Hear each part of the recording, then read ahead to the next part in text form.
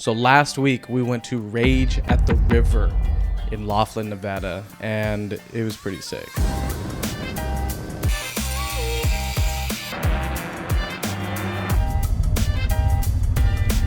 So if you don't know, Rage at the River is an off-road race put together by the South Nevada off-road enthusiasts. They have multiple events that they do every year, and I was invited by one of my best friends growing up. He's been racing forever, like forever.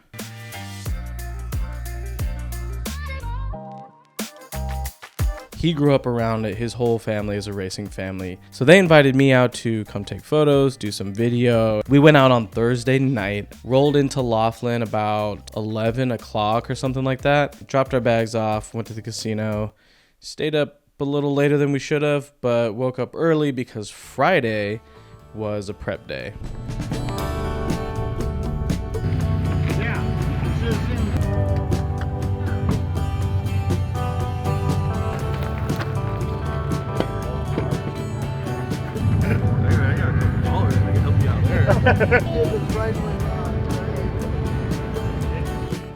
Friday is also when they had to do registration. There's a driver's meeting, which I don't have any footage of, and they do tech for the cars to make sure everything's good to go. I want to say that I knew what to expect a little bit, but I really didn't. I've been to a few races before, spread out over the years, and this was kind of the most involved that I've been in one. Watching everything come together is really interesting. It's kind of like you're watching all of this hard work and all this time and money put into potentially not finishing a race. I mean, they're racing for time, they're racing each other, they're really just racing to cross the finish line. I think if you're able to cross the finish line at all is kind of a win. I don't know. It depends on like the level of competitiveness, I guess, that people have. At least for us. I don't know. I mean, I'm sure that there's people who have put blood, sweat, and tears into this is it. This is like the race of the year for them.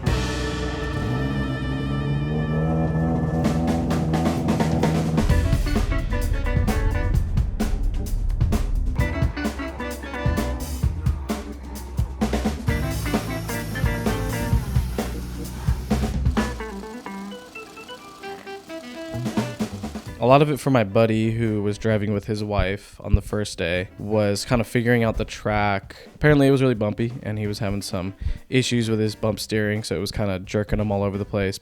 For me, someone covering the race, I had thought about doing regular media for the event. I was too late to sign up for media, I think, and secondly, I think it was a little bit more in my wheelhouse to just cover one team, kind of document the behind the scenes of what happens in the pit. That's something that I think hit a little bit more for me, was being able to really focus on one team. If I was doing media and I was out on the track somewhere just covering car after car after car after car, 100% if that's what people enjoyed doing, but this was a little bit more immersive to me to kind of just hyper focus on one team, so that was cool.